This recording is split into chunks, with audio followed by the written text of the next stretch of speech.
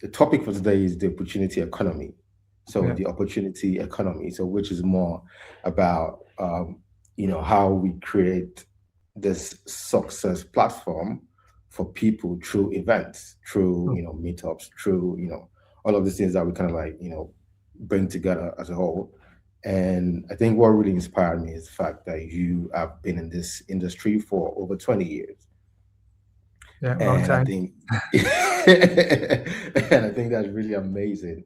So I think the first thing I would like to ask is about especially in UK, what are the things that you kind of like look out for when you're selecting those you want to bring into the room to speak to people? I know you kind of like brought Stephen Bartlett. I think that was in 2019 or thereabout.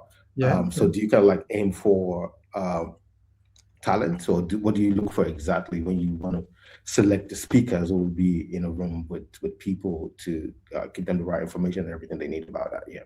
yeah. Okay. So there's I mean, every event organizer has different aims, I suppose. So when I first started doing events, I mean, like you said, over 20 years I've been working in the startup, scale up, small business world in Mm, jobs where being paid to help people start and grow businesses and okay. distributing funding as well. But it's 10 years since I started my own business doing the same thing. And when I started that in 2016, the main aim for me and my business was to promote the northeast of England Mm, region as a great place to start and grow a business and okay. to attract talent and retain talent and get more investment into the region. So when I talk about the northeast, it's like Newcastle upon Tyne, Sunderland, Durham. These are, Mm, they might or might not be known by people in Australia or anyone yeah. watching, but traditionally the northeast of England used to be a very industrial region, Okay. Yeah. and then there's all of that died off in the 80s, and it Mm, hasn't fully recovered from that. There's creative economy has grown and new businesses have emerged, but it's still behind on certain metrics compared to other regions, particularly London and the southeast. So my focus was, right, I'm going to do events and networking and business development and marketing activities and anything I can do to try and help people grow in the region. So most of my speakers are from the northeast of England. mm, That's a criteria. It's like shining a light on great people, great talent, exciting, innovative businesses that maybe otherwise wouldn't have an audience or awareness of what they do. So that was always the priority. But then mm, as the events grew, I widened I was attracting people from across the UK and okay. internationally. Yeah. So that's when I thought I'm going to make the events more of a northern Mm, thing. So Stephen Bartlett in 2019, I I knew that he was a big name in the northwest of England, like okay. Manchester, Yeah. which is but not that well known nationally, or definitely not internationally, I don't think. But I could Mm, see he was on the rise. yeah. And I'd been talking to him for a couple of years. So anyway, so my events are always primarily northeast regional, but then sometimes I'll pick speakers who are bigger name, Mm, well known, that are going to attract certain people or grab people's attention. Like mm. like last year, we did another big 5-day multi-venue event where we had a lady called Sarah Davies from Dragon's Den. Oh yeah. Okay. You've heard of, so BBC Dragon's Den. Yeah. So she's a very well-known, very popular Mm, celebrity in her own right, but she's from the northeast of England. So okay. having her on stage was just a perfect fit because she was very Yeah. inspiring and Mm, yeah. So, but we'll probably get into it. But I was going to say sometimes you pick a speaker because you think it's going to sell more tickets, but okay. a big name speaker doesn't necessarily sell tickets. Mm, mm, You got to mm. be wary of that and. And often they come with a big fee, and you don't always make that money back from the. Right. So, Right. yeah. Anyway, we can get into that. So pretty much like in the business sphere of events, it's not really much about. So do you really like look at, okay, how much impact can we make through these people that we bring in, or do we look at, okay, if we bring out this person, then I'll be able to generate, maybe if it's some money off it. Because a lot of times when it comes to the event, there's really no, amazing profit. You get what I Yeah. mean? So like, do you kind of like consider the fact that, okay, I'll bring this person, but at the same time, want to have impact, not just someone who is well known, but at the same time, give people what they really need. So how do you Mhm. kind of like balance that in between? Yeah, I think when you're like really into what you do and you like follow lots of people and you like I go to lots of events. I'm an event organizer, but I go to Mm, lots of events as well. So I'm always looking for speakers and mm, ideas, and I'm learning from other event organizers all the time. When you're doing that, sometimes this is like when you're an innovator, or like you can be ahead of the curve, so you can see someone that you think's amazing and you think everybody else knows who they are, and they don't. Like you might be the only person who knows that person is. And I've done that. I usually get someone to speak at the event before they're well known or when they're on the rise, or I think I'm a good talent spotter. uh, mm, so there's definitely times where people are like, wow, that speaker was incredible and I've never heard of them before, but then now they're super fans of that person. Like Stephen yeah, Bartlett's a good example. We yeah. had just over 800 people in the room to hear Wow. him speak, and I think he probably gained 800 new followers that day. So and people now I see on LinkedIn, and people are still talking, every time he posts something, people are commenting. I'm like, oh well, Yeah, yeah. I know that you met him, you saw him for the first time at that event. And anyway, um but no, my events are, it's impact. Mm, I want people to be inspired and educated and enthused and excited to bring their ideas to life. So I usually mm, choose people that are going to do that in whatever way. So yeah, and we tend to attract people who want to learn. They want to yeah, be inspired. They want to hang out with other entrepreneurs, other business owners, or leaders, because it's very difficult if you're the only person in your group of friends or family that's running a successful. business to Yeah. stay motivated. But like, it's much easier if you're surrounded by like-minded people. So that's what we're trying to do. Yeah, I think that's so true because at the end of the day, a lot of entrepreneurs, have to find motivation. They have to find ways to probably get, funding and all of these things, and a lot of information needed or required to actively create a business, a successful business. I think information is key when it comes to building a successful business. I think having, the right people in the room, telling them, okay, this is what I've done, this is how I've done it, gives them this kind of like leverage and information that they can use to build their business. So, for example, I'm the founder of the WAM Institute. So, WAM is basically WAM, Wealth Action Mindset. Hmm. And what we do, it's a private community for founders where we connect founders, business owners, and professionals through strategic networking and conversations that really help them push their businesses. Hmm. And I've done a few events, and one of our flagship events is Buy a House or Build a Dream. So, which is how do you build the Australian dream? A lot of times, a lot of people think it's just about buying a house, Hmm. but in Australia, there's the dream can be bigger than that. How do you build wealth? So we focus more on wealth building, creating successful businesses and all of that, and then having an exit plan as a business person at the end of Hmm. the day. So a lot of times what I do is I kind of like, look for people who are doing well in the wealth space Hmm.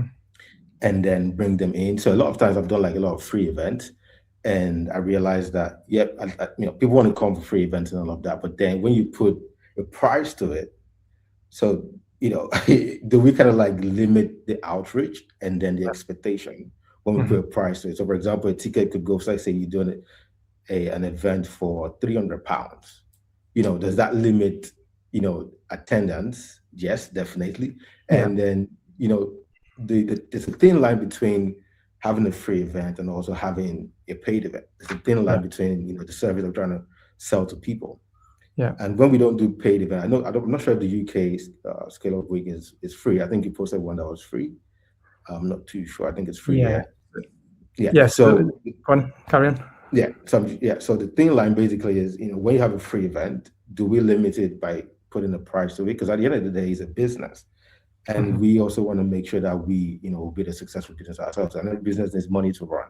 So how do we kind of like manage that based on, the fact that we want to impact people's lives and then still create a business that's successful for entrepreneurs like ourselves?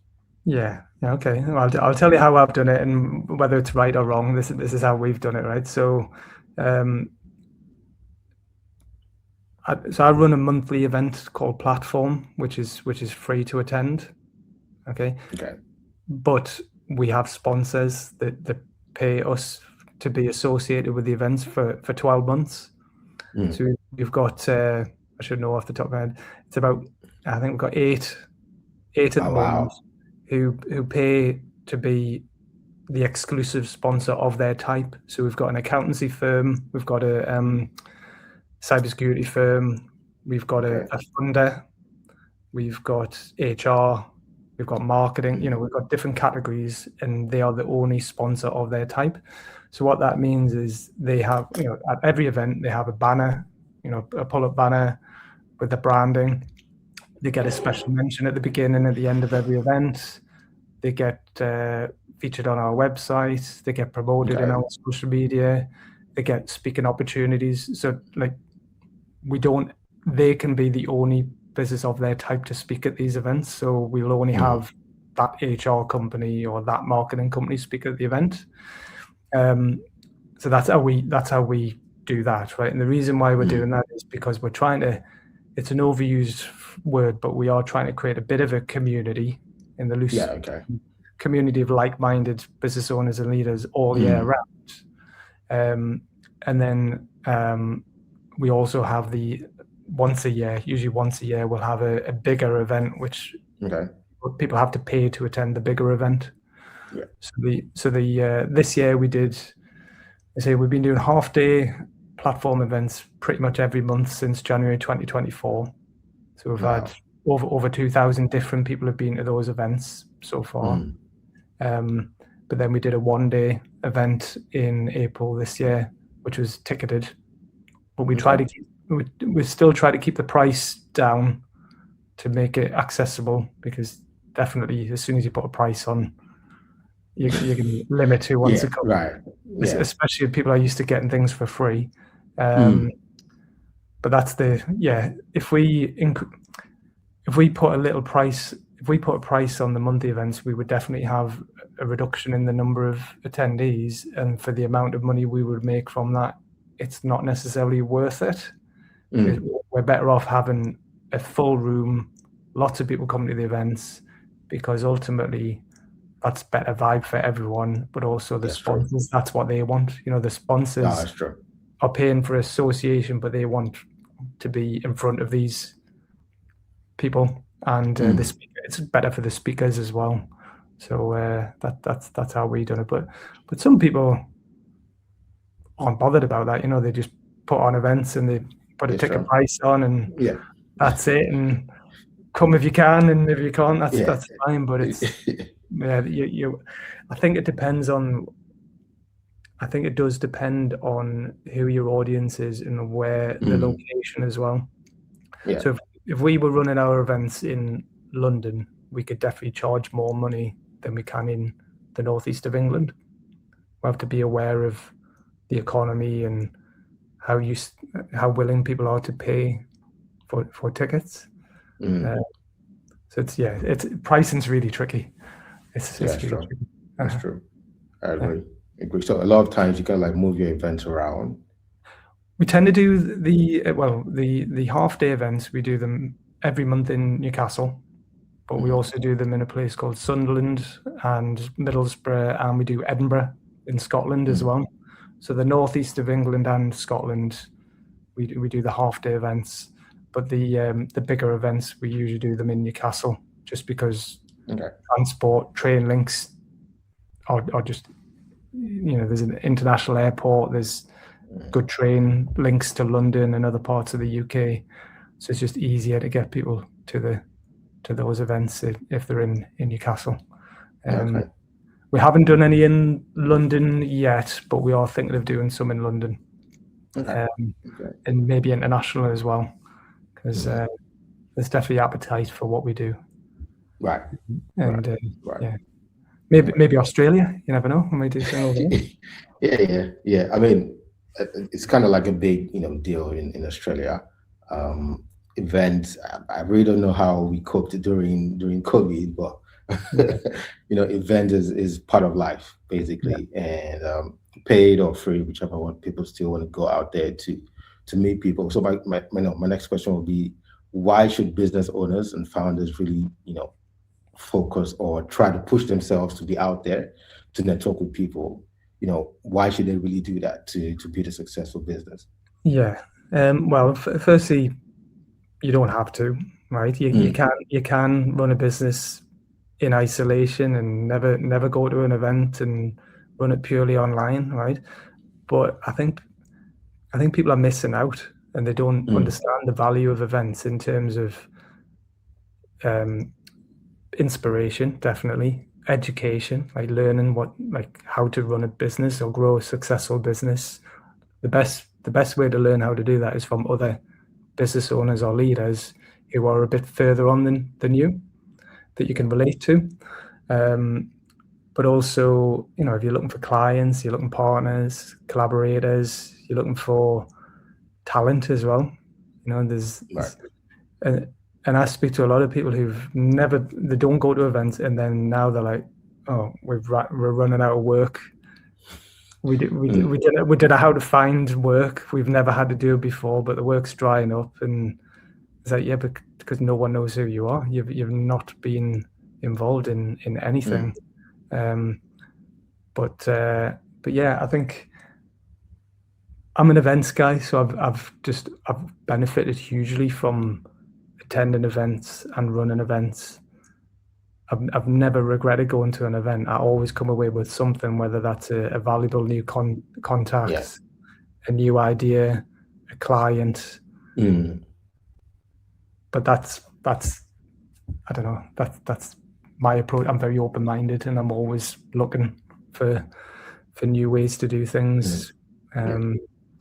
So yeah, so I think the different types of events as well, right? So there's some events which are literally just tea and coffee and chatting. Yeah. It's Just just catch up. networking, Yeah. right? Now there's still value in that because there's sometimes you just want a social event Hmm. where you just hang it out with your peers and it's just a relaxed vibe, right?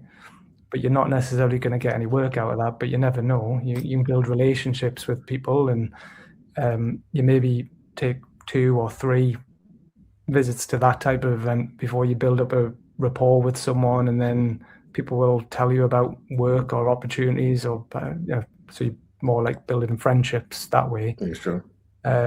Our events, I am biased, but I think ours are the best, right, in our region, right, because it's a bit of networking. It's very relaxed, inclusive. Everybody feels welcome. Me and other people there are very good at introducing people and saying, oh, Mm, you should speak to this person, and this is mm, why. We're good at that. But even if people don't want to do that, they don't have to. They can just sit yeah.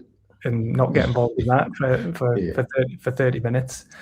Then me and a couple of other people talk about what's going on in the region, like what funding is available, what investment Mm, opportunities there are, other events that are happening, other things that people should know, like sort of state of the nation type thing. mm, Then we have 3 business owners or leaders get up and talk about their business. So it's yeah. an opportunity for investors to hear exciting new companies, or people to learn about new products or services that they might benefit from. And then we finish with a fireside chat interview with a successful entrepreneur, business leader, Mm, talking about how they started out and how they grew their business and key milestones and lessons learned. So over those 3 hours, 3.5 hours, I think people get like it ticks every box. People get a yeah. lot Right. out of that event. And then there's other events which are just you're sitting there passively just listening and being talked at, and that can still Mm, be valuable if you're going for that. But yeah, I think if you're not an events person, it can be hard to understand the value. it's true. So It's yeah, true. picking the right event is Yeah. important. Yeah. Um, I think a lot of times, like people, like when you go for networking and all of that, people struggle to really maintain relationships. So now I'm going towards post event. So for an attendee, for example, when Hmm. you meet someone at an event, a lot of times the relationship kind of like crumbles in like a month or probably same day. You know what I Yeah, mean? So like, how can people maintain those valuable relationships over time, and then hopefully they end up doing something together, business wise or whichever way. But how can people really learn to keep relationships over time? yeah. I think I think the mistake a lot of people make is if they go to an event and they're like, right, I've got to make a sale. You know, they're going there to make a sale. Yeah. It's like going to a nightclub or a bar and meeting someone and saying, "Do you want to come home and do you want to get married?" It's like Mm. I've just met you. You know, like no, maybe like we'll have a chat. I might buy you a drink, or like maybe I'll give you your Yeah. phone number. And so I think they, or maybe you just, especially if you're willing to go, if it's a regular event, you know, maybe it Mm. is like having very relaxed vibe and not being Yeah. too in your face, but trying to get, it's all about the follow up, you know. So trying to get a connection on LinkedIn, or sending a follow up message saying, "Oh, thanks, I really enjoyed that chat," or "Here's something that I thought you might be interested in," or Mm. um, "It'd be great to talk more. Can you can we have a can we book a video Mm. call?" Or, and I think it's making it easy for people. So I always, if I do a follow up, I'll always send someone a link where they can book a video call. I don't Okay. just say, "Oh, it'd be good to meet up," and they might say, "Oh, yeah, it'd be good to meet up," and then it's like, "Well, when are we going to meet up?" And then I just make it super easy for people to Mm. book a Mm. call, book a video I like call when that. it's convenient for them. Um, I suppose it's a bit different when I'm an event organizer. Like I do get a lot of people wanting to talk to me at the events or after the events, so it's a bit easier. Like Mm. I get a lot of requests for video calls or meetings. So what I'm happy to, I'm always happy to have a free video call with anybody, and I can usually help them quite a bit on that. But then if they want to regularly meet or they want more help and advice, there's different levels. You know, there's like a low cost Yeah. level where we'll do a bit of work for them, and then if they want more, they have to pay a bit more, and you know, just Yeah. different stages. But um, yeah, it's all about the follow up, really. Yeah. True. That's true. I agree.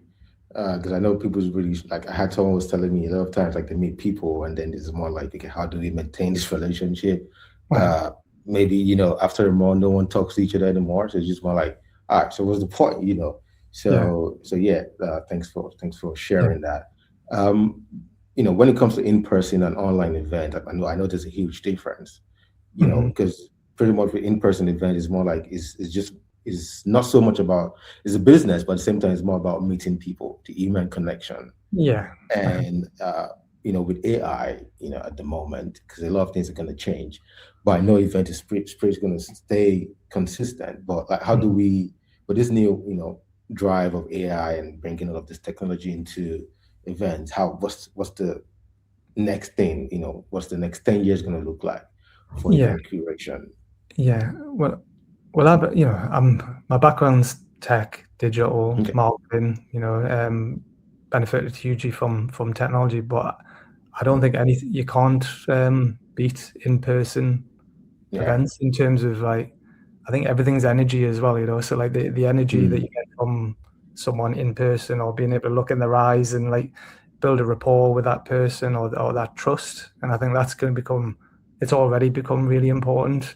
Yeah. Who can you trust? Who's like a genuinely good at what they say they are, and who's got Yeah. that Right. ability and ability to do what they want. So that's another reason to go to events, because if you, I mean, it's already happening. I get a lot of messages from people, and it's clearly AI written or AI enhanced, and I don't mind that so much. But the first thing I'll do is probably go on their LinkedIn profile and see who they are and what they do, and have Yeah. they got? Can I see that they've done other have they got a bit of a track record, or do they look like they're, at least, even if they're not really experienced, at least like trying and have some evidence that they're doing what they're doing. But if someone came to our event exactly and spoke to a room full of people, straight away they've got instant credibility. Yeah. You know, and because when our monthly events, we always announce the speakers in advance. So straight away, people are like, "Oh, who's this person speaking at a platform event?" Because they've got a good reputation, and they know that. I think most people know that I'm good at choosing speakers. So they're like, "Oh, well, if Paul's got this person to speak, that must be worth." Yeah, it should be good. Yeah.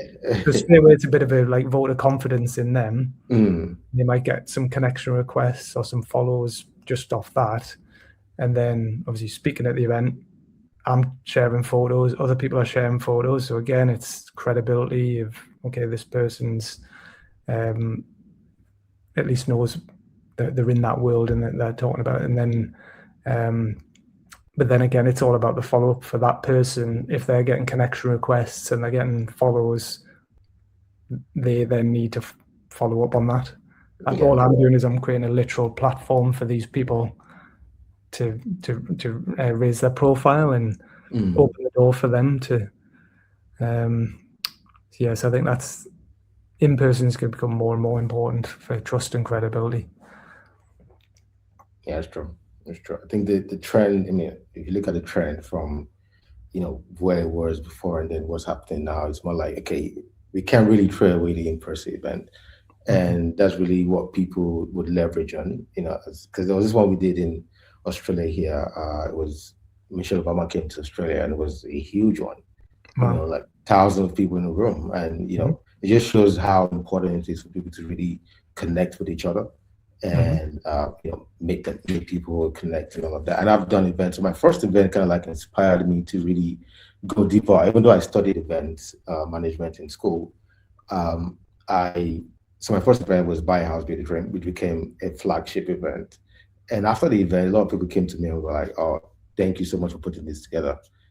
This has really helped me understand, property investment and all of those things." And for me, I wasn't even expecting all that feedback. I just wanted to, bring people into the room and really just give them something, And I had all of these different experts from different fields, but all still in real estate. And the feedback kind of like inspired me to just go deeper into it, and kind of like inspired everything we're doing now. And it just really shows that people are looking for connections. People are looking for genuine, good events, and whoever's able to really create that atmosphere and that place for them, they would come. And then since then, we've had people who have become loyal customers for us. Who wherever we're doing something, they want to go, they want to come. And you just kind of like inspired you to just want to do more.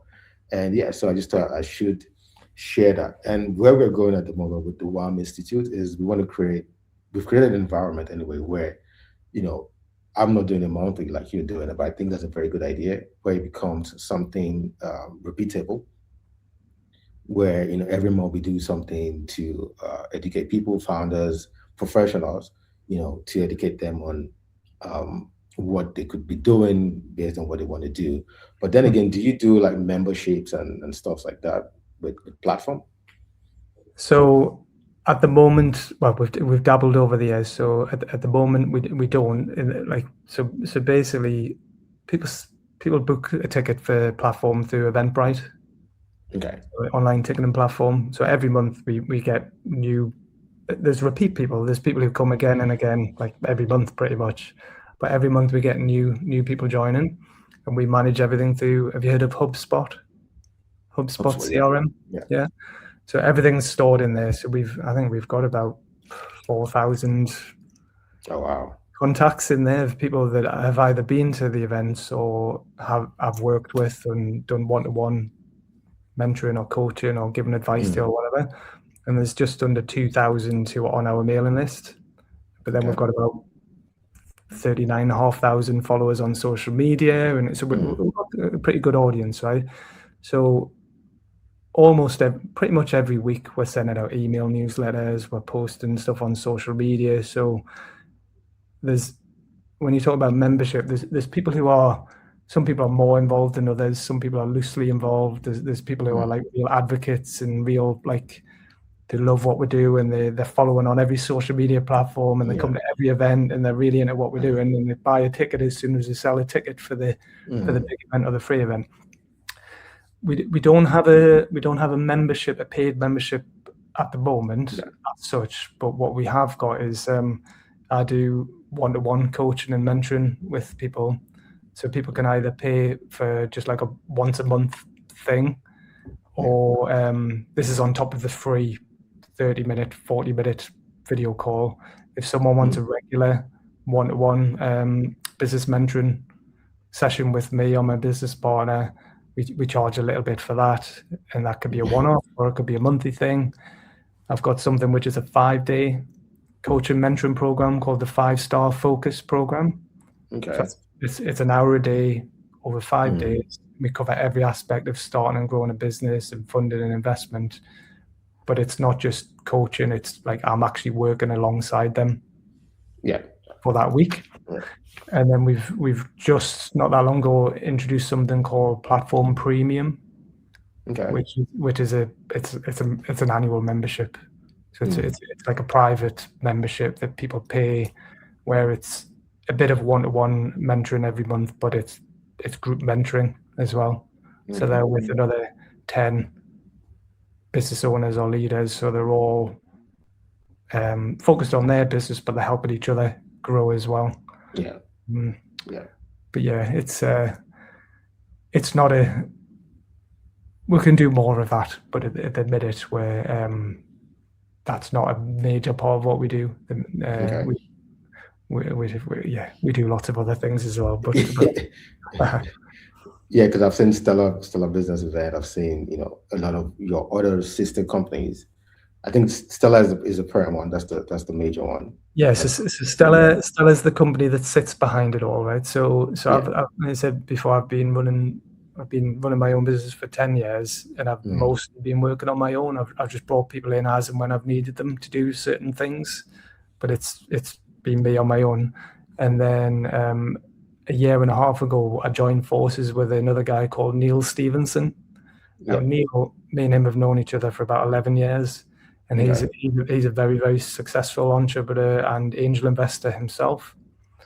So over the years, I've referred work to him. He's referred work to me. We've built up a friendship and that trust. And then we joined forces to grow the business together. And to most people, they just see the front of house. They see the brands, which are Platform. It's Startup and Scaleup Week. That's what they see. But behind the scenes, we're doing obviously events, but we're doing the coaching, the mentoring. We do helping people raise investment as well. So that's another thing that we've formalized called Platform Invest, where he is an active investor himself, but he also helps companies raise investment. And I, over the years, have done a good job of introducing entrepreneurs to investors and vice versa. But we now got this we say Platform Invest, where people pay us a small fee upfront for us to work with them, depending on the budget, and then if we raise investment, we get a success fee. So for example, we've got 3 levels at the moment, where if someone wants to if they're early stage and they don't, maybe pre-revenue, or they don't have a huge amount of money, it's only £500 just to show some commitment from them. And then if we raise investment for them, it's 5% of whatever we raise, they pay us. And then if or it's £1,000 upfront and 3%, or it's £2,000 upfront and 2.5%. So it just depends. Different levels. So like we've got some people who are looking for £100,000. We've got some people who are looking for $500,000. We've got some people who are looking for $1 million plus $2 million. So there's different things that we're doing, but the events are the way in, and some people will never go beyond just the free. Mm, mm, Just depends yeah. how much help they need or how serious they are about growing their business.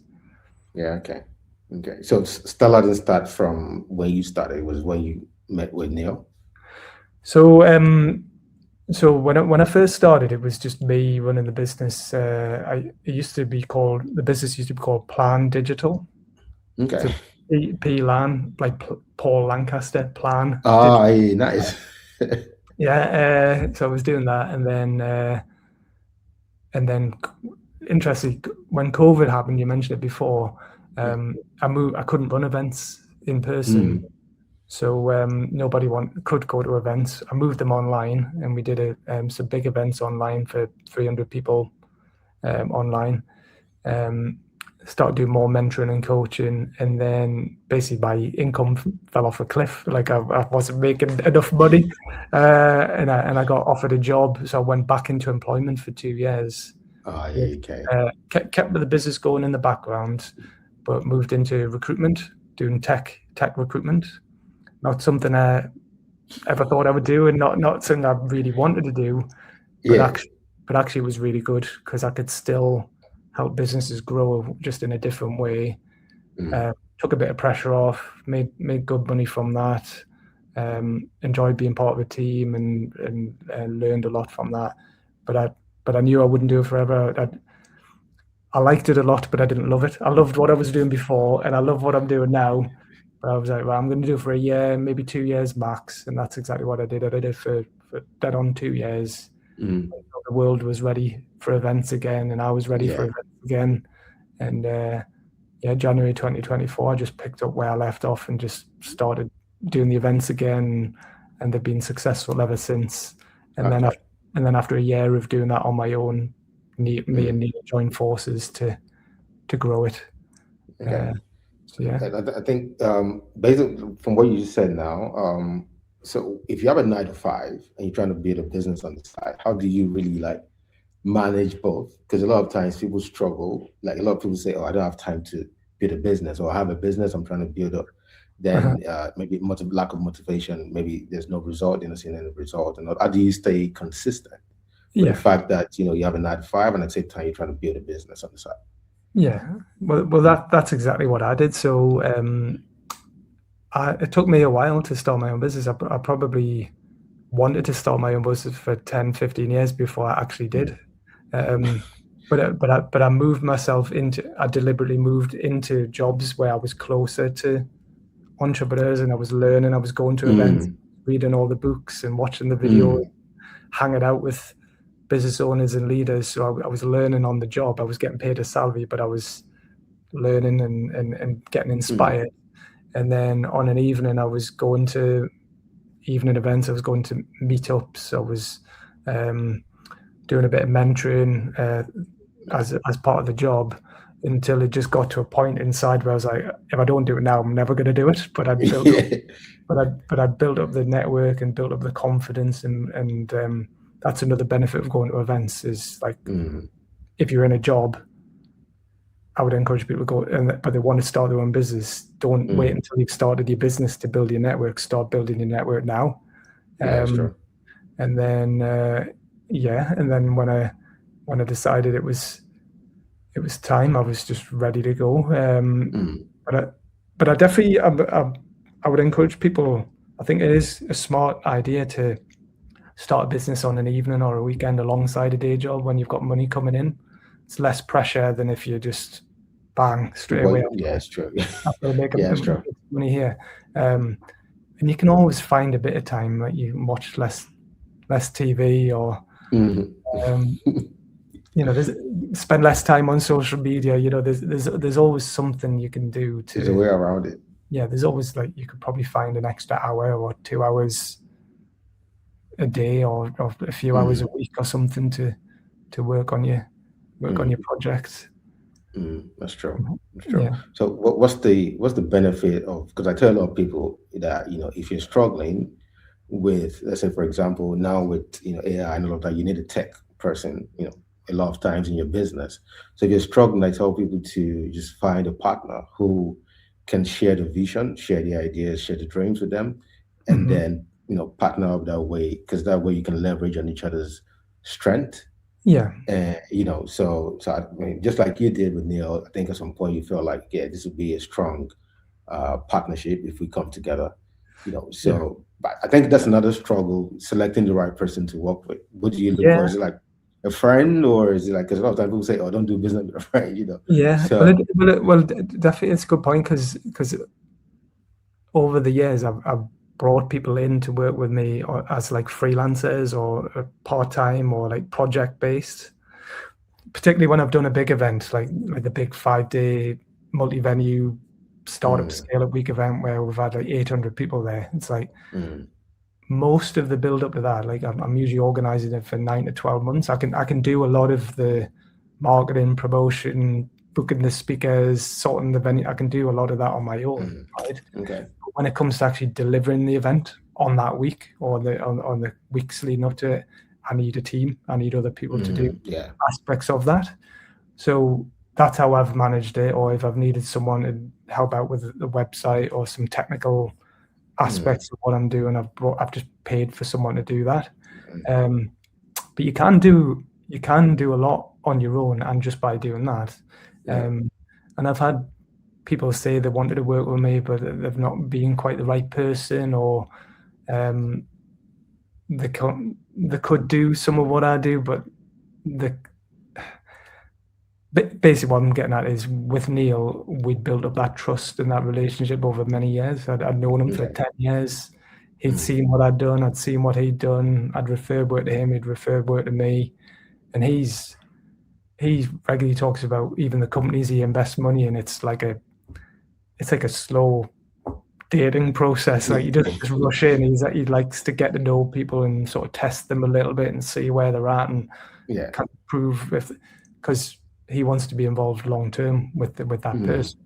mm, So why I was looking for someone, I wasn't quite sure who that person was, and when I thought about it, I thought what I really need is someone who has more commercial experience and has yeah. experience of scaling businesses, but understands the value of events and networking and technology and marketing Mm, and sales and IT, and that's Neil. That's him. yeah.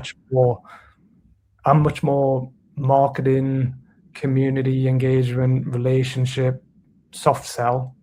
Yeah. He's much more hard nosed sales, commercial, Yeah. making money, doing investments, doing deals sort of thing. Mm, There's like a Venn diagram. There's a bit of him and me, and there's yeah. a bit of me and him, but like Yeah. Exactly. we Exactly. complement each other really well. Um, and sometimes I think, oh, Neil, he's a bit like harder at stuff than I would be, but actually that's good having a. It's not quite a good cop, bad cop, but sometimes it's Yeah. useful. Yeah. That's true. Sometimes I can say, "Oh, I would love to do this," but Neil won't do it. So Mm, I need to, yeah. and he doesn't mind being the bad guy. He doesn't mind asking the awkward, tough questions that I wouldn't want to ask. So That's true. That's true. I think when you get it right, the the output becomes a lot better. yeah, If you don't get it right, then it's more like, okay, I didn't have a good experience with a partner, so I'm just gonna leave it and just gonna drop it, probably start again. So I think getting it right sometimes it's the major thing, yeah, to, yeah, to build a successful business, I would say. yeah, So I mean, with the opportunity economy, so which is, you've created a lot of these things for people to come. What's been the testimonial? What's been the feedback? Was which one is a wow moment for you? Like, oh wow, this yeah. really. Do you have any of that? Well, I mean, what I would say, I mean, we've got lots of positive Mm, recommendations and quotes on Trustpilot and on LinkedIn and on Google reviews, and there's loads where people have talked about how inspired they were or how they've mm, connected or done deals or whatever. Um, I think well way back in 2019, we would probably should do another one of these. We got the local university, Newcastle University. It was a okay. very well known, well respected university. They helped us pull together an impact report. Okay. So we did some surveys and research into what difference the events had been making and what if anything. And thankfully, Mm. it was good. Like it wasn't Yeah. just me saying the events are good or a few people. It was the feedback was, it was about 80% of people said Yeah. that as a result of the events, they felt more confident about starting a business, growing a business, or they felt more positive and enthusiastic about the northeast of England as being a great Mm. place to run a business, Mm. and like the demographics as well, how diverse it was and how inclusive the events were, things like that. That's the sort of thing that I like to see, that it's Mm. people are benefiting, like genuinely Yeah. benefiting, and 10 years later, people are still Talk talking about about the it. events. Um, but and it's not, don't do it for awards, but I've won quite a few awards as well for in Mm. recognition for what I've done and over the years. So that's really nice validation that Mm. people appreciate what we've done.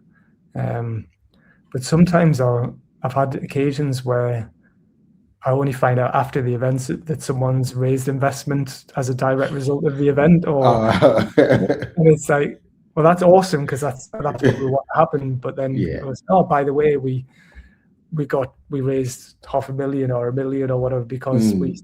came to your event and we met this Yeah. person, or we bought this company, or we've done this deal. So Mm. that's awesome, but like I wouldn't know that if you hadn't told. So we probably need to do a better job of capturing that, I think. Um, Yeah. Yeah. Yeah. Yeah, that I think that kind of like inspires people also to see, what happens behind the scene. yeah, Yeah, which is really good. Like when you hear this kind of things, because when I hear stuff like that too, I'm like, oh yeah, then I'm on the right part. I'm doing the right thing. So I think this is gonna be my own question. So like when I sent you that message, what made you think I'll do this with this guy? yeah. Well, do you know what's interesting, right? So this the LinkedIn live. So I've been doing a almost weekly podcast myself. So I Yeah, do like a LinkedIn live interview, which also goes out as a podcast, the Super Connected Show. yeah. And so I've been enjoying them. And originally when I started doing them, it was just Northeast business owners and Mm, leaders, and then okay, started doing a yeah, bit more like national, but mostly Northeast. And then more recently, I've been getting more international guests. mm, So people in my network already, or I've started getting people who've been contacting me. So I've been getting a okay, lot more people yeah, asking to be on the show, which is cool, and particularly in the US, but okay, yeah, Europe as well. So I've probably got about 20 emails in my inbox at the minute. People saying they want to be on the show, mm, right, which is cool. And I would say all of them are like they're good, like really oh they look yeah, good. mm, yeah. Most of them you can tell there's sort of AI enhanced summary, but I don't know. Yeah. The challenge is like it still takes time to look who are these people, Mm, and what I'm noticing is a lot of people are like awesome at what they do. They're really, really clearly very good at what they do, but they don't yeah. have many followers on LinkedIn. Mm, And so they're wanting to raise their profile on LinkedIn. Um, and I'm happy to do that. But then there's mm, also like, I want them to be interesting to me. I want them to be mm. interesting to my audience, I suppose, who I think my Yeah, that's audience true. is. Um, yeah, so it's like, I guess when you just got in touch at the right time, because I was like, okay, this guy, I like what he's saying and I like what he's doing, and Yeah, we can have an interesting conversation about that. Um, you, it doesn't matter, but you don't have as many followers as me on LinkedIn, but you've got yeah, your own audience, and you're in Australia, and yeah. I've got a little bit of an audience in Australia, but it's Mm, cool to have a bigger audience over there. So yeah. all these things made me think, yeah, that's good. I like the sound of it. Yeah, Let's because I was like, just like I said earlier, like when I saw a picture, I was like, oh, this person just really, you know, is in the right direction of what I'm trying to do, and it was just so nice to see. So yeah, I mean, when you said, yeah, let's do it, I was like, oh, thank you so much for this. That kind of like, yeah, also inspired me the same way. And I mean, because you're big on mentorship, I think that also kind of like shows where your spirit and your mind is. You Mhm. always like to mentor the people, and Yeah. which is good, which is good. So So yeah, I think the final note would be, so I'm gonna turn this to a series. I think you've inspired me to do that. So it's gonna be the opportunity economy where I bring in different people to speak and on opportunity and growth and all of that. And so you're my first person. so And so I'm very, very, very grateful to be on it. No, I appreciate it. yeah, thank you so much for that. So on the final note, what would you like to say to your audiences and anyone listening to us? Yeah, I suppose it's like, you know, just get stuck in. You know, there's a phrase in the northeast of England called "shy Ben's getting out," which means shy babies get nothing. Right. So if Yeah, you don't ask, you don't get. Right. So, right. uh, great. You got in touch. You asked to do Mm, this, and mm, yeah, you did it in a nice way, and I mm, could see the value in what you're doing. Some people mm, wouldn't even ask. You know, or sure. some people might only ask once and then give up. And um, Mm, I think, you know, technology, you know, you can connect with people anywhere. You know, there's value in having conversations like this, and if you do it with the right intent and the mm, right approach, people appreciate that. You know, if you're obviously you're trying to raise your profile, and I'm still mm, trying to reach more people, and mm, but I'm doing it because I want to help and educate, but also keep me motivated and inspired as well. yeah. And I think people see that, you know, they understand Mm, that's the appeal, I suppose, of what I'm doing here, is that I set the tone for the mm, events and the vibe mm, for what I'm doing, which we tend to attract people who are, you know, the right sort of people for that. yeah. If Yeah, people that's don't good. appreciate that and they just want to take and they just want to like screw people over and make as much Mm, money as possible, they're probably not going to come to our events, and they're probably not going to engage with me because they don't understand. And yeah. it's not just about making a quick sale. It's like, Mm, um, so yeah. So, but I definitely think LinkedIn is. There's so many different social media channels, but I think LinkedIn's the one that is the one to focus on in terms of building your profile and mm, building that trust and reputation, mm, mm, um, through things like this. And yeah. definitely events. You know, encourage people to go to your events, come to my events, follow us online. You know, Yeah, right, right, get stuck right. in. Yeah, it's good. It's good. Yeah, shy babies don't get anything. So Exactly. make Yeah. sure. Yeah. Um, I was just scribbling down. I think one of your questions that you sent in advance, I was scribbling down some notes, but Yeah. um, about like not giving up like too soon. Mm, So have you heard of James Dyson? Have you heard of Dyson? no. The he's like a famous inventor, British inventor, but he invented Okay. the world's first bagless vacuum cleaner. Okay. He has like Oh, hand dry Dyson. Yeah, yeah. I know Dyson. Yeah, I know the Dyson. Dyson brand. Yeah. But there's a famous. I wasn't sure of the number. I knew it was a lot, but he had 5,126 failed prototypes Yeah. in 5 years Wow. before he finally got one to work, like a Mm, vacuum cleaner that didn't have a bag mm, with like the cyclone technology, and it's now like a multi-billion dollar pound enterprise business that he's mm, got. But that scientific, experimental, mm, willing to like keep trying and mm, not giving up too soon. And I think that's I listen to a lot of podcasts and read lots of books, and the mm. best entrepreneurs, the best business leaders experiment more. Right. They try more, and Right. they don't give up quickly, or Mm, they just take more shots. You know, they just yeah. experiment Yeah. more. Mm, They keep going, and they're not mm, afraid to fail because, okay, they might fail once, but they've got another 10, 15, 20 things that yeah. might, Exactly. Going on. Mm, instead of feeling like everything's got to be perfect and it's always got to be right.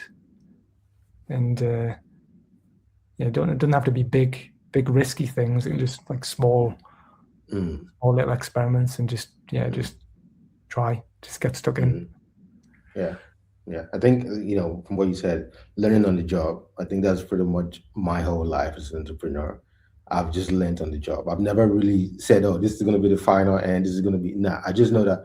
Oh, this is what I want to do. This is the idea I have, and then I just run with it. Yeah. And as I go on, I just kind of like learn from it, from mentorship, coaching, and all of that. And over time, kind of like just shapes itself, Hmm. and just kind of like give you the clear path, like, oh, okay, this is where I want to go at the end of the day, and then you just kind of like find yourself there.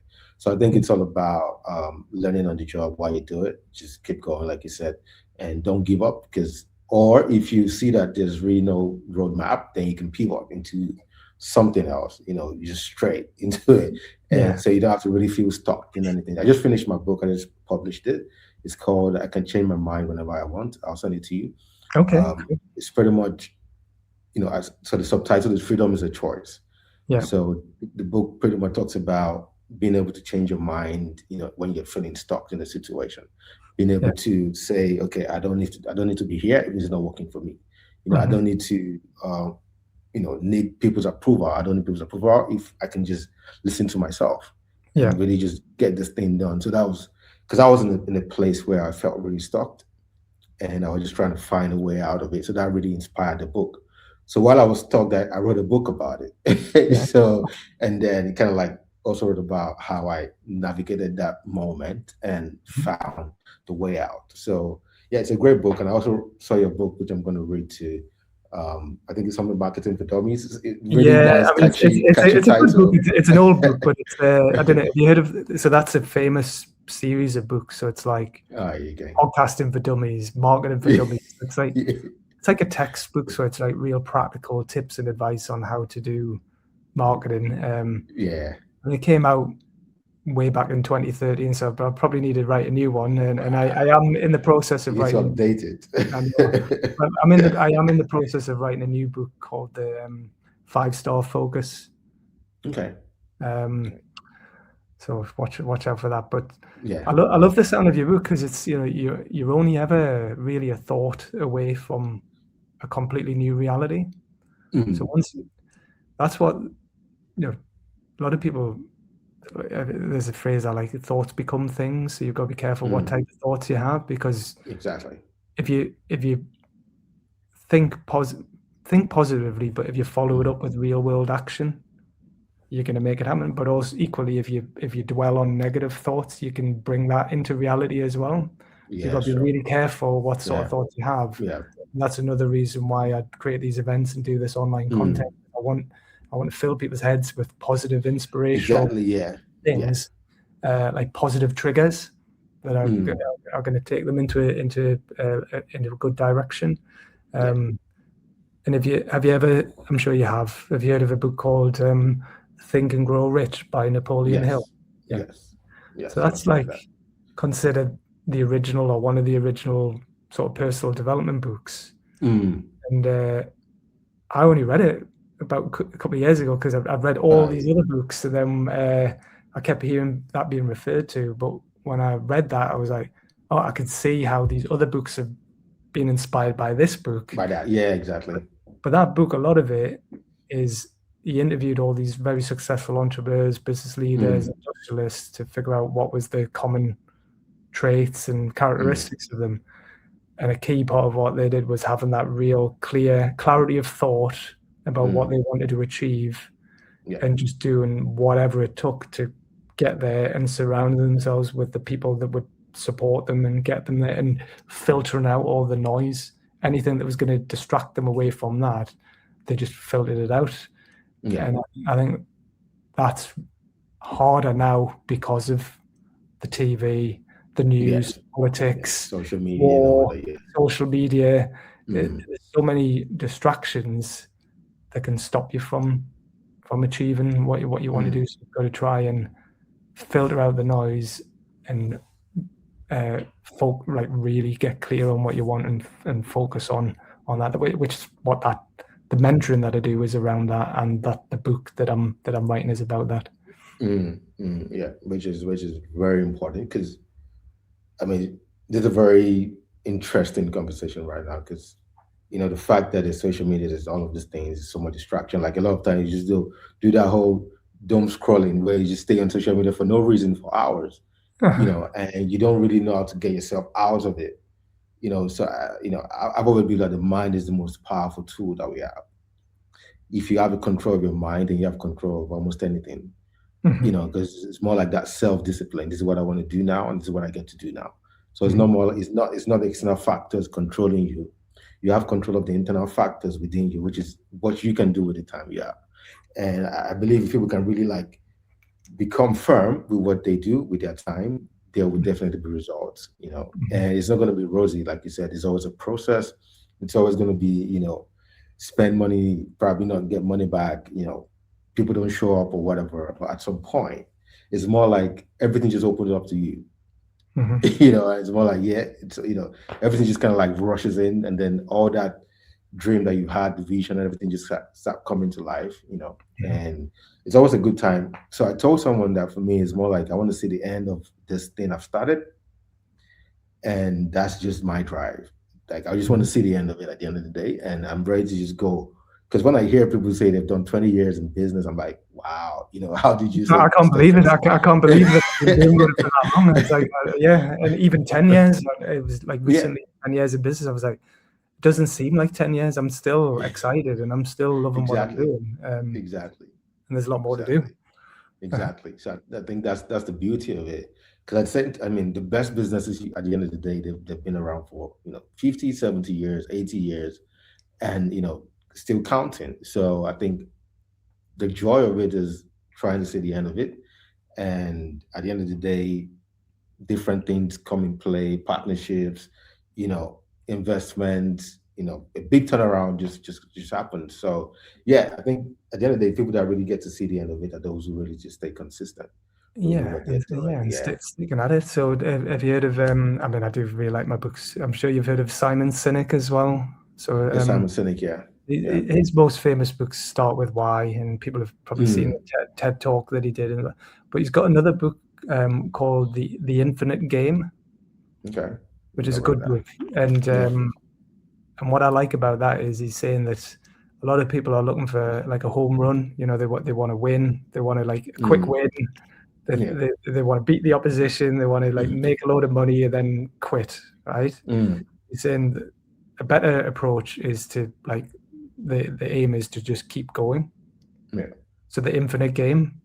So it's like that's how when I read it, I was like, that's my approach basically. I don't want to stop. I just want to Mm, keep doing what I'm doing. I'll change the nature of what I do.